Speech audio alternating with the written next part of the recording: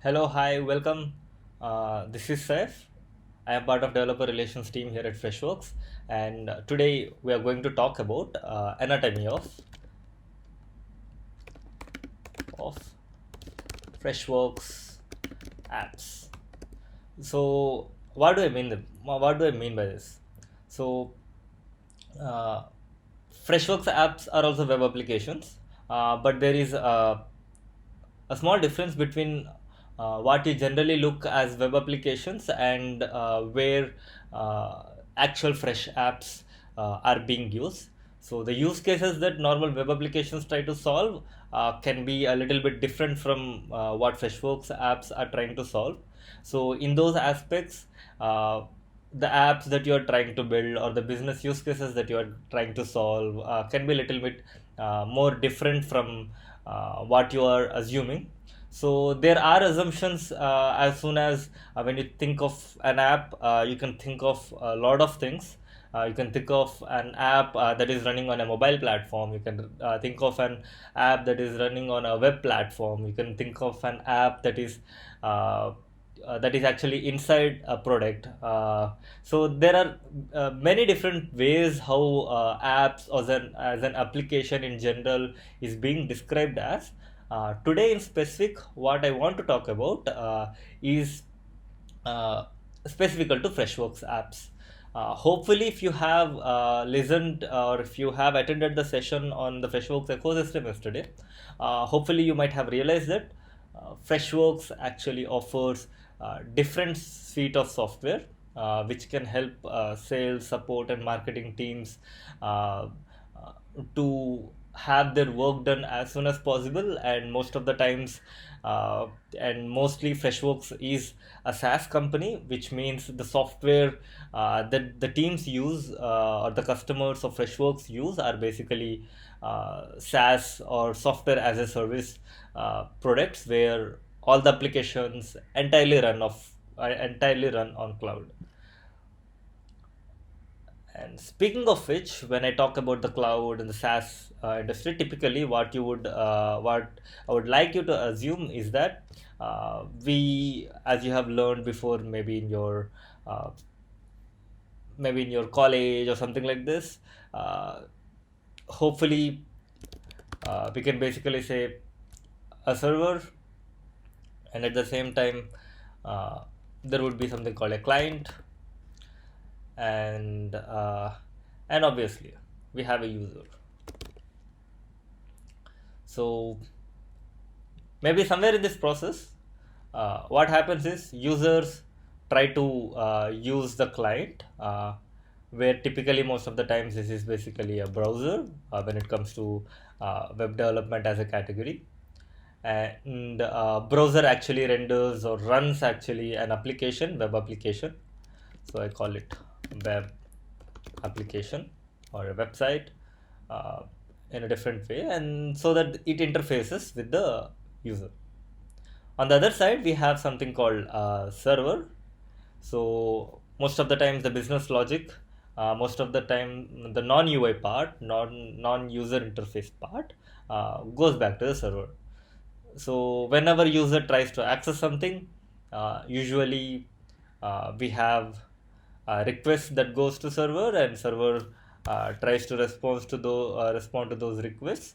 And yes, your web application suddenly becomes dynamic, and user can access whatever that is needed. So this is what the typical way is, and we are no different. Freshworks is no different.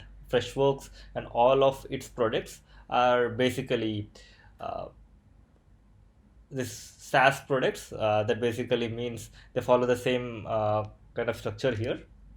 So instead of calling it server, which is on premise, we basically call it cloud.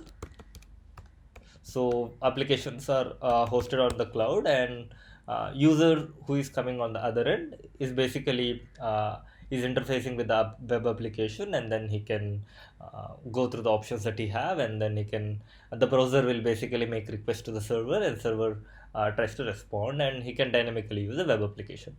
So on a high level, this is how a web application typically works. It is a very high level. uh, and the products that we have, for example, Freshdesk is basically a ticketing software.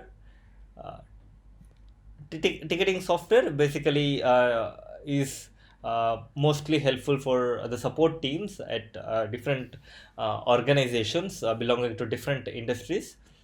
For example, a travel industry where customers always report that they have a problem with selecting different routes, and particular route is not available, and if there are any issues that they face with particular with the travel industry, uh, uh, a business user, a business who is using Freshdesk as a software uses a software to solve these problems for their users or for their customers using this support software. And no different, this also works on a browser. And at the end of the day, uh, we also use cloud, where cloud infrastructure, where all of these interactions happen. And probably I made that as a mistake, cloud, correct. So cloud will basically try to, or the server which are in the cloud will basically serve all of these agents. So what we call, let us call the people who use Freshdesk as a software as agents, and they use this software to help their customers. So in Light, this is how it works. And since we are talking about travel agency here, basically this travel agency can be uh, agency who is using Freshdesk as a software. And what happens most of the times is that customer will reach out to the travel agency in very different forms.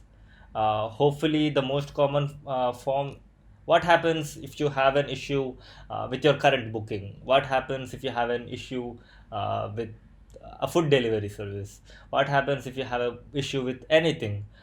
So generally what customers, whenever they face some issues, what they try to do is they try to reach out to the company and asking for some resolution. And hopefully there are different channels which customers are comfortable with. For example, today people use Twitter, and maybe an email, or maybe simple email can suffice. Email can suffice. So, agent sitting in the travel agency uses Freshdesk as a software, and what they'll try to do is basically to resolve those queries. Correct. So, while this is all happening, and while this is all on the source, where does uh, Freshworks apps come into picture? And where does Freshworks and the one which I call as an apps will come or drop by into this picture, right? So, for example, the customers or the businesses those use Freshdesk as a product, they might not be specific to particular industry. For example, here we have a travel agency, maybe uh, we have a travel agency. Probably we can also have uh, a hospitality service, maybe which provides hotels. Those who wants to track or provide support to their customers, they can also use Freshworks as a software, or Freshdesk as a software to help their customers for resolving their issues. In another sense, uh, they can also actually use something else. Maybe uh, they are from an entirely different industry, maybe a payments industry. And moving on, so more and so forth, maybe entertainment industry, so on. So if you look at it, if you look at this complete picture of various industries, It's basically the single software. Freshdesk is a single software. So, Freshdesk as a software is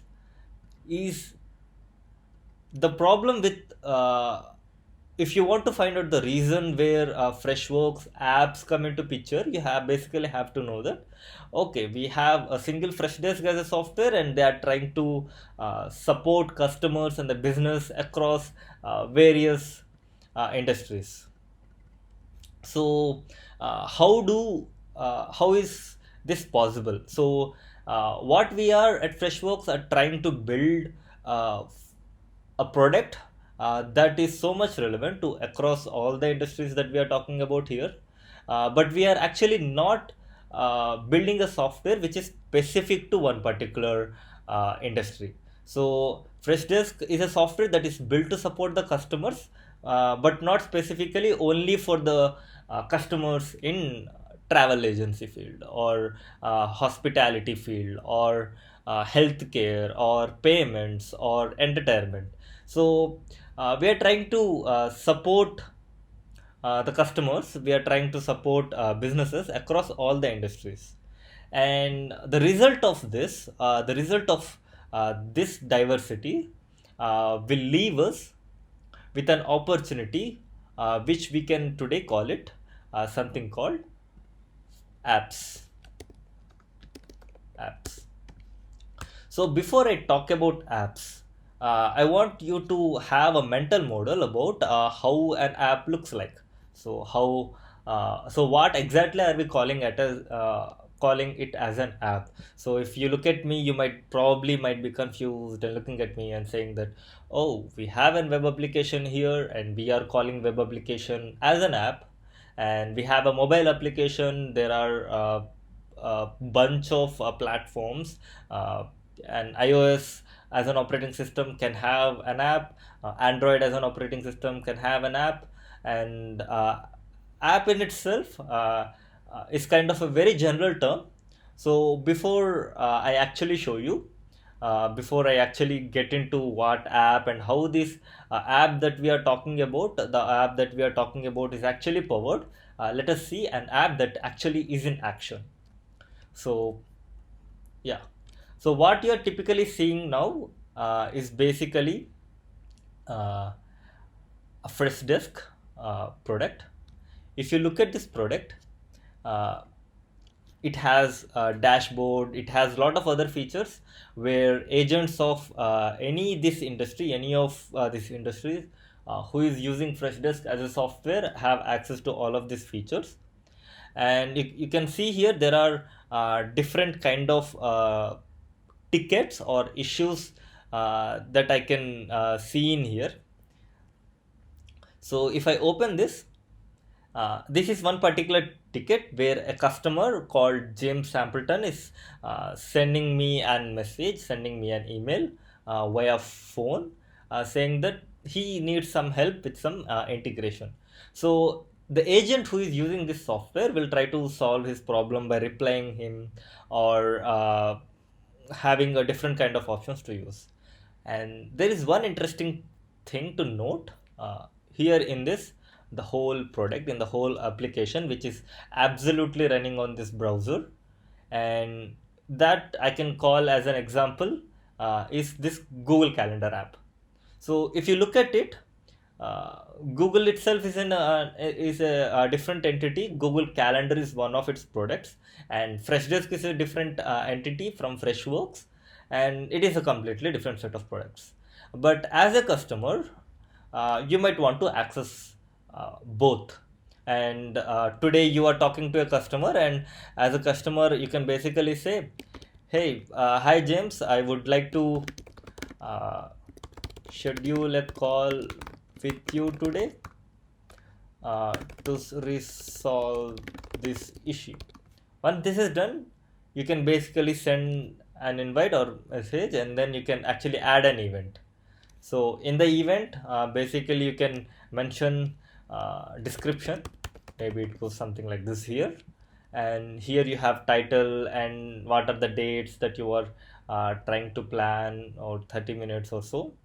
and you can also give in some location, and you can practically give it in the save. As soon as you have done that, I can see that this calendar is perfectly working and the time has been created. So on this time, maybe you can spend your time working upon the demand, or working upon the ticket, or go on a call with the customer. So as you can see, this simple app, as a customer, when I have two different applications working, I can leverage the power of calendar blocking, as well as I can leverage the power of the support software to resolve solution for the customer much better and much appropriate time. So this is an example of a simple app, and this app can actually power the agents, and actually providing actually helps the agent to provide the better and the best customer experience for the end customer as well. Now, getting back to this space, uh, the app that we are talking about basically is inside Freshdesk. So that basically means that uh, all the apps those run are basically inside of a product, where at the end of the day, the end user, or the end user can get the best experience that he needs, or that he always looking for, and the agents, or the users of the Freshworks software, can deliver those best moments for their customers. Okay, now you might have an immediate question talking about how these apps work. And the obvious question that you should be having right now is, how do I build one? Or how can I build an app? So, to understand this, you have to understand a basic concept behind what is powering these apps. So obviously, if you look at Freshdesk as a product, this can have a different kind of tech stack. When I say tech stack, Freshdesk can, as a product, or different software. For example, in our current example, we have Google Calendar, and the Google Calendar is actually talking to Freshdesk, and both are talking to each other, so that at one end, agent is powered, on the other end, the customer feels happy. The customer feel happy. So while this process happens, if you look at it in a fundamental way, uh, Google Calendar as an application can have different as a completely different product from Google itself, can use different kind of tech stack. It can use different kind of cloud, or different kind of infrastructure, and different kind of frameworks, different kind of algorithms which is inside, and different kind of UI elements, and all of that stuff. Freshdesk, on the other hand, can completely use different kind of tech stack, and at the same time, Google Calendar should be able to talk to Freshdesk, and Freshdesk should be able to talk to Google Calendar, so that agent is empowered. So how do we make it possible? That is made possible with the help of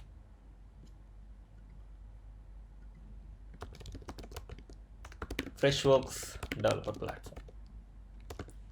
So Freshworks developer platform is nothing but a very simple way uh, for you to build an app which can reside between a product, and then inside the product, it can start talking to entities outside the product, or maybe within the product itself, so that at the end of the day, agent is happy, and at the end of the day, the business thrives, as well as customers are happy. So Freshworks developer platform in built in a such a way that, as a developer, if you know HTML, if you know CSS, if you know JavaScript, which are fundamental components that you, as web developers, you might already have known. So if you know these concepts very well, probably you are on your way to start building an app. So how does these things work?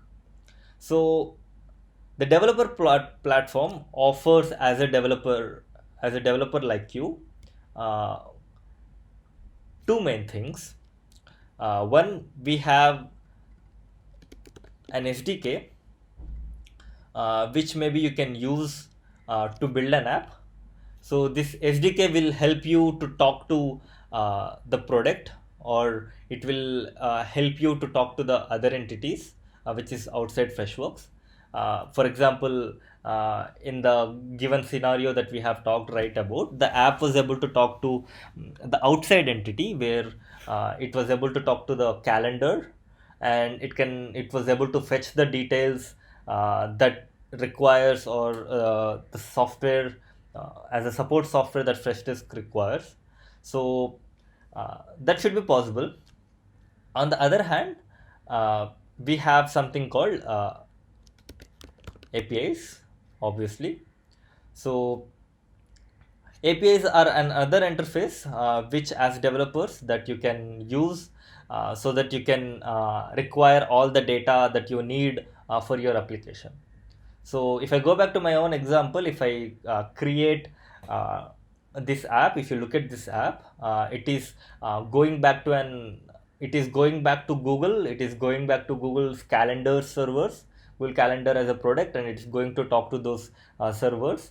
And this app here inside Freshdesk as a product is making those requests to Google Calendar. Google Calendar now gets a chance to trust, okay, I'm getting an request from an authenticated and trusted app, or I'm getting request from anywhere in the internet or so. So it gets to verify those requests and serve the details, or serve the information on this particular page, where you have uh, the calendar setup, or the calendar, a meeting is set up, or the time is actually blocked. So to make this possible, at one on in one way we have REST APIs. All you need to know is that we have REST APIs, and you need REST APIs to talk to other entities. For example, here the third party here is the Google Calendar, and the calendar needs to expose some of its APIs so that the app can use it. As a developer, once you have these skills, probably it makes your life so much easier. All you have to do uh, is to use a CLI tool that we have developed for the developers. So uh, for the developers, when we talk, they just have to install this command line interface, which we call it as FDK, and everything will work as it goes. So command line tool here will actually help you to get started with the simplest code, or it gives you all that you require, so that you can uh, get started building an app. So I'll quickly move over to a page which, probably, if you are going to be a Freshworks app developer tomorrow, uh, you will mostly work with. So today we are talking about Freshdesk. So uh, I will quickly go to the website, where I'll go to the documentation. Here we have something called App SDK, when we have something called REST APIs, and we have called Widget APIs. Now, what you need today is that you need this SDK, so that you can start building your app. Now, your app, to run, you need SDK, and to help you build apps easier, you need the command line interface. So this is a documentation page where you can see, you'll find everything that you need, and here are a couple of steps where you can install these apps, or here there are a couple of ways where you can get quick started with. And all you need to have is a terminal and also a VS Code. So for now, let me try increasing the size. Nice. Hopefully you can see the size of my terminal right now. Right. Now, this is my home directory. What I'll try to move ahead is to a file called mylab, and here I will try to create a new directory, which let me call it anatomy app. So I have created a new directory where I will move in, and I will get into this one. Let me clear off my screen. And once you have followed the steps here, if you're wondering what NVM and what node is, probably node is a runtime which will actually execute the code that you need. NVM is kind of a remote where you can switch between different node versions.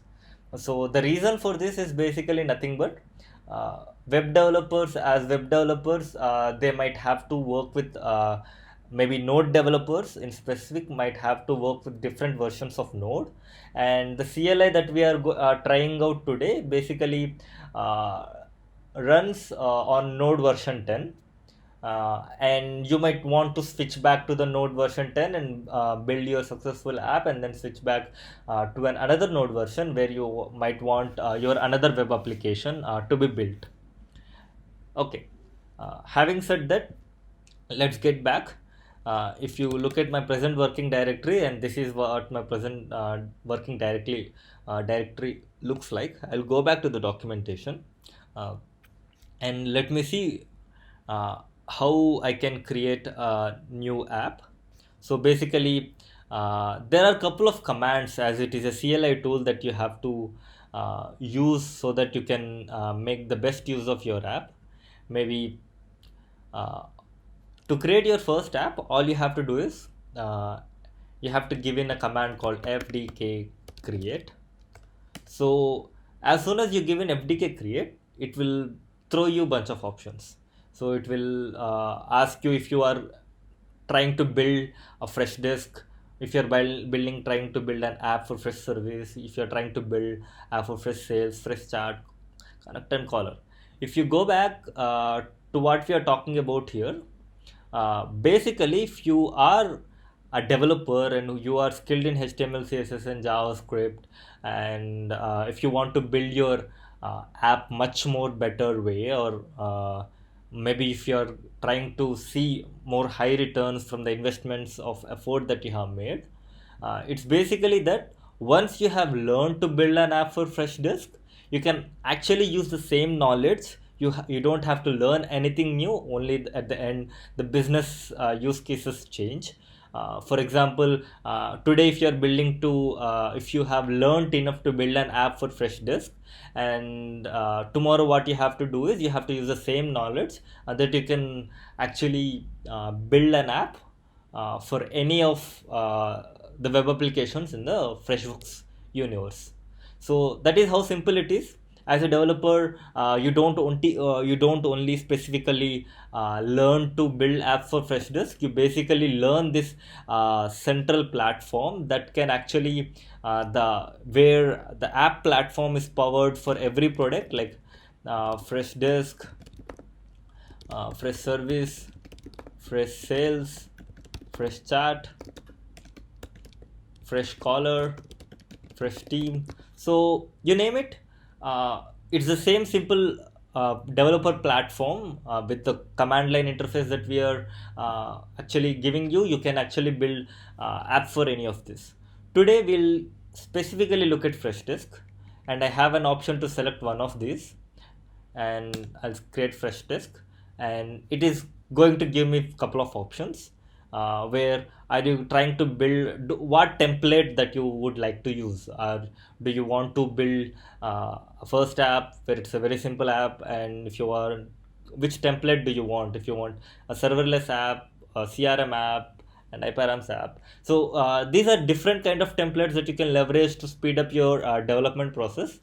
Uh, Today, let us focus upon the first tab. Once I open it, you can see that there are a couple of files those are created. This is just a tree diagram of those. Uh, what I will try to do is I will open my Visual Studio Code. I have some code already here. Let me clear that out for you. And I'll go to my file. I'll try to open. I remember that I have it in my lab and I renamed it as uh, anatomy. Correct. Yes. So as you can see here,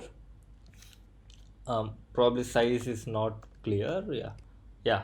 As you can see here, hopefully my screen is clearly visible for all of you. We have FDK, we have app. Uh, there are different files those have been created. Uh, all you have to do is to understand. Let us sit back for some time and understand what these files are, so that we can start building our own applications. So the first app that you have already is already an app. So we'll try running it out, and before we start running it out, I would want to give a simple highlight about what these files basically are. README file is nothing but, as you already know, what your app is about, what is that the other developers in the community would want to understand as soon as they look at your source code. Is more of like that. Going back, we have something called manifest.json.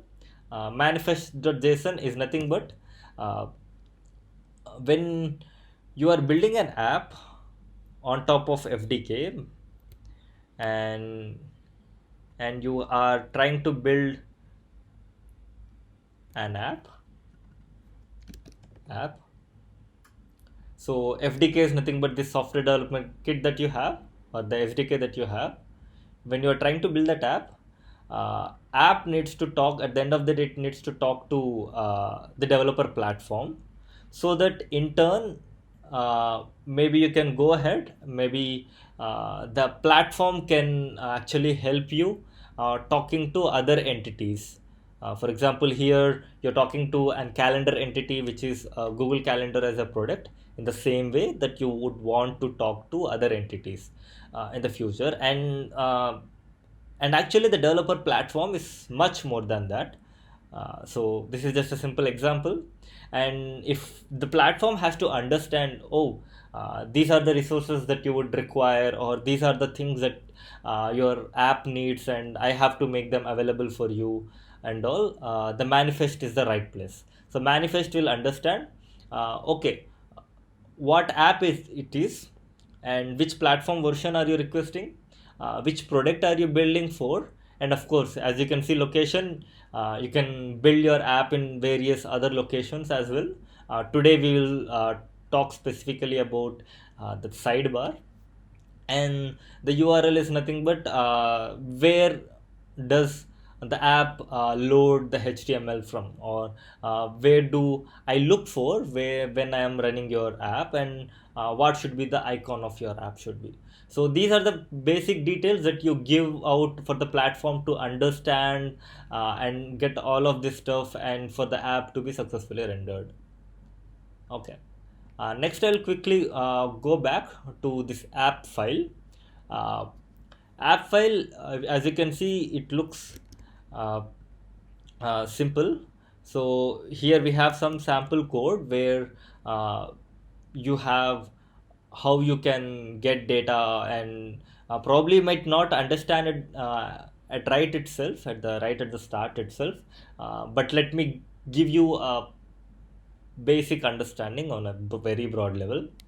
Uh, your app, as soon as your app is initialized, you get an object called client that you use is that you store it in a local variable, and you are using something called client.events.on.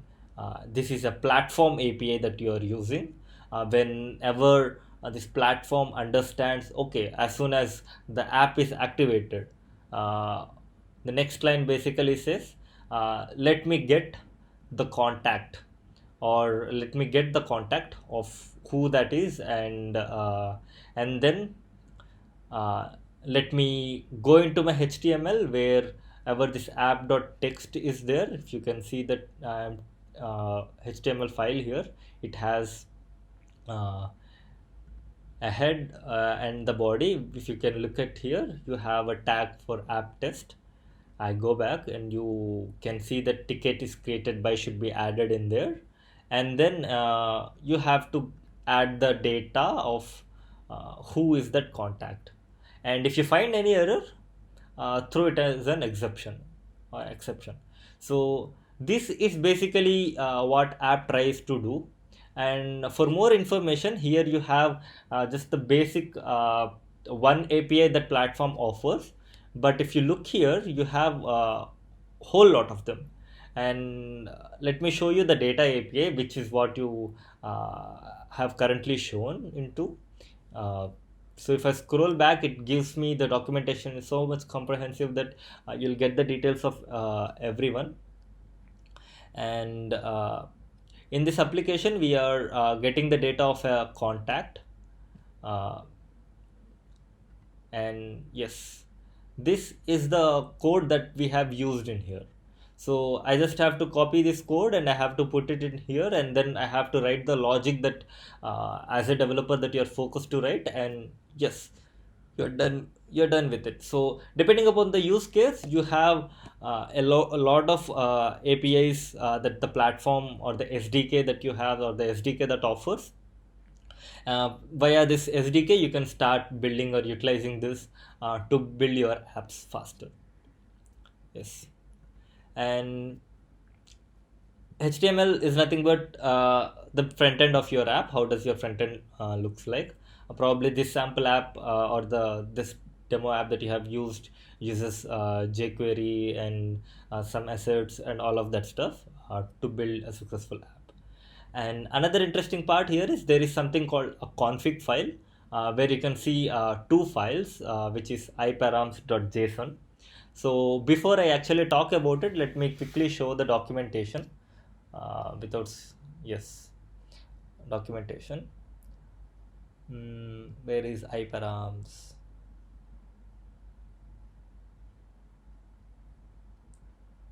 Yes, this is installation parameters. So sometimes what you want to do is that your app needs to have some parameters. Those are actually in prior required for the app to function in the future. So if you're finding it confusing, don't worry, let me break this down for you. Let me go back to my favorite diagram here, and we were talking about the same use case. For example, you have a calendar app and you have Freshdesk as an app, and Freshdesk needs to talk to Google Calendar, and Google Calendar needs to fetch the request from Google servers. And how can this how is that it is made possible? So Google servers as a whole gets details from all across the web. They have to respond to every other request. Whenever a request is hitting a Google server, they have to respond them. And the app inside Freshdesk is basically cal app. So app that is hosted inside Freshdesk needs to talk to Google servers and get back uh, to yourself. So uh, every time app tries to make a request to Google Calendar as a product, or the Google Calendar or the Google servers, every time they make a request, what happens today is that these entities which are actually outside uh, might need some parameters. For example, Google Calendar expects an API key. So API key is nothing but, hey, if you make a request, if your app makes a request to Google servers need to understand, oh, I will give you the data that you need, but how do I understand that you are a trusted app, and you are an app which a customer or a user is actually asking this or making this request. So before I give you the response, I need to verify who you are, and that is where API keys come into picture. So as a Freshdesk user, as a customer, when I am installing the app, I have to give in the API key inside the app in such a way that when our app makes a request to Google servers, along with the request, there is also an API key embedded in it, so that, oh, the on the other end, Google servers will understand, okay, I got a request from an app, from an entity called Freshdesk, or from an entity of Freshworks developer platform. I got a request, but to verify or to trust this resource and give the data that this app needs, I want to verify. Now inside the request, there is also an API key. Okay, now I have an API key. I will respond. I will give whatever the app has been requested, or whatever app has been authenticated for.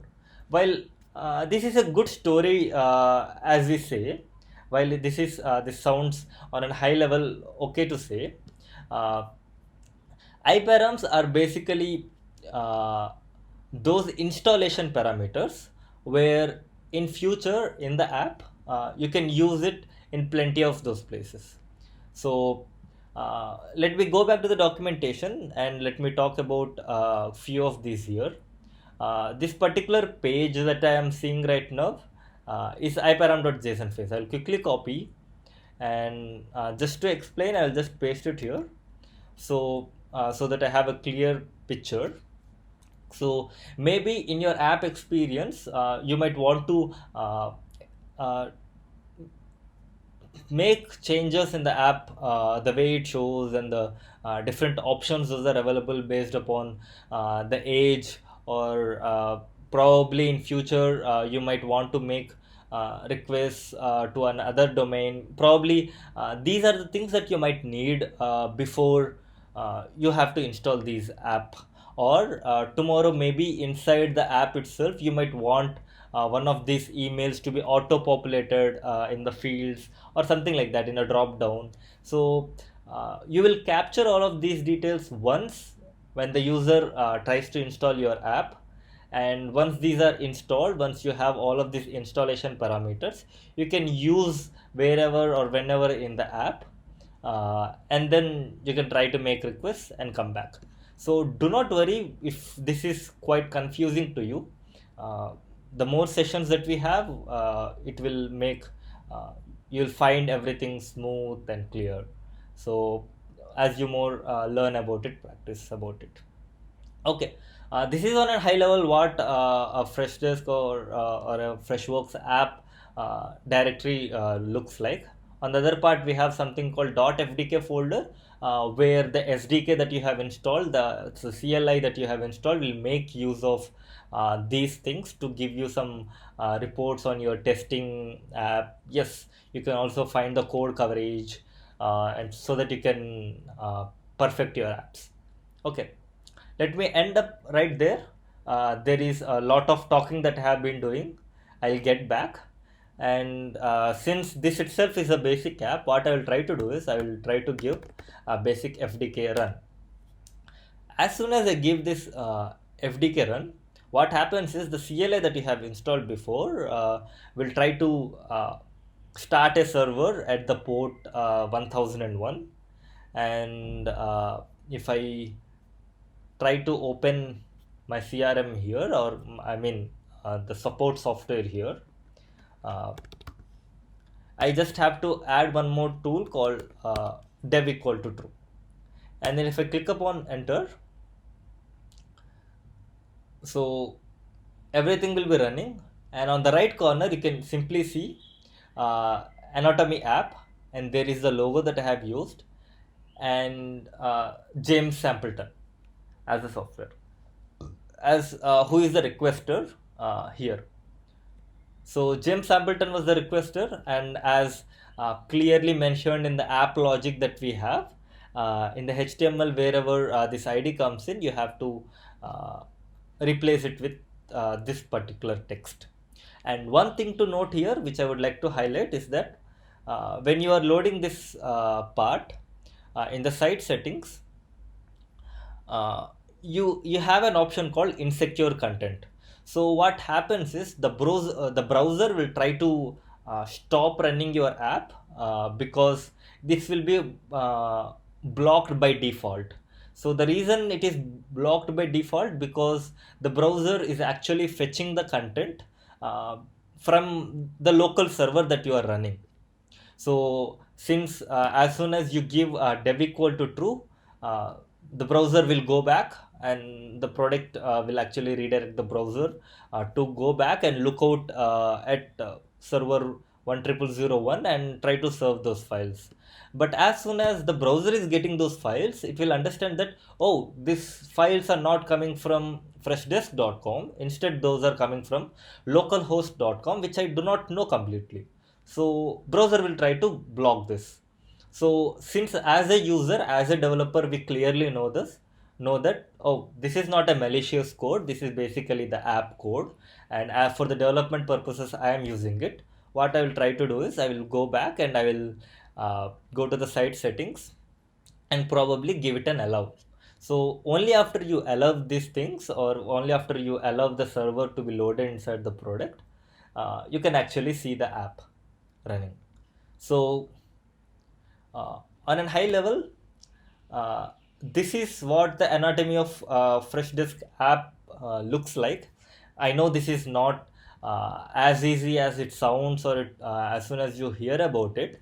But if we just quickly recap, Freshworks apps are nothing but a type of apps, Freshworks apps, which aims to solve use cases which are completely different, which are customer experience focused experiences. And uh, and today we have talked about the server and the client on a very high level. We tried to contrast it to the Freshdesk as a product, where now you can understand it. It can be not only Freshdesk, it can be Freshsales, Freshchat, Freshcaller, or any of these products which are of different industries trying to serve different type of businesses. And you know that it's from the browser, and we have seen an example of a travel agency, and you know that these are across different portals, or I mean different industries, where these are from the different industries, and they all try to use the same support software, but they have some unique customization problems where each industry might need to solve by themselves. Uh, we have taken an example. I have shown you, I opened a live Freshdesk as a portal, and I have seen agents, and I have told you that how these things work together. We have gone back to the code, where we have seen how these app files are categorized, and probably how they talk to Google servers. We little bit learned today about what Freshworks developer platform is. We saw that even though Freshdesk has a complete tech stack, and how Google has a complete tech stack, if they have to talk to each other, and your app to be as part of Freshdesk or a fresh product inside, your app to has to talk to other entities. You can leverage the capabilities of software development kit that we offer you for free, where you can actually download a CLI tool, and you can get started building an app. All you have to know is some HTML, CSS, and JavaScript skills, and and you are done. So you can actually build an app in here, and you are good to go. So you can actually build this app. So as you can see, there is a dist folder created here. There is anatomy of app as a zip file. All you have to do is you have to go to Freshdesk developers. As soon as you go to Freshdesk developers, let me show you again. You can log in as a developer. Once you click upon the login and you proceed, you will see a screen like this one, where you won't have any apps. You just have to add a new app, fill up the form. You have to select the Freshdesk Freshworks app, or basically a custom app, whichever you are building for. And then if you go back to your portal, if you go back to your portal, you can see a settings button where you can actually give in apps, and in the apps section you have get more apps. Sorry, here you have custom apps, get custom apps, and your app will be available here, and as soon as that app is available here, the customer can trigger the app whenever he wants and actually use it by himself. So yes, this is all I want you to understand about what Anatomy of Freshworks apps is. And yeah, so if you have any questions or anything, probably uh, you can ask. Um, so hopefully this session was beneficial for you. Hopefully you have seen everything on a very high level. And at the same time, I would like to point you to some resources. We have freshworks.com/crayons. I hope that is working. Sorry, Freshworks crayons. Yes, crayons.freshworks.com.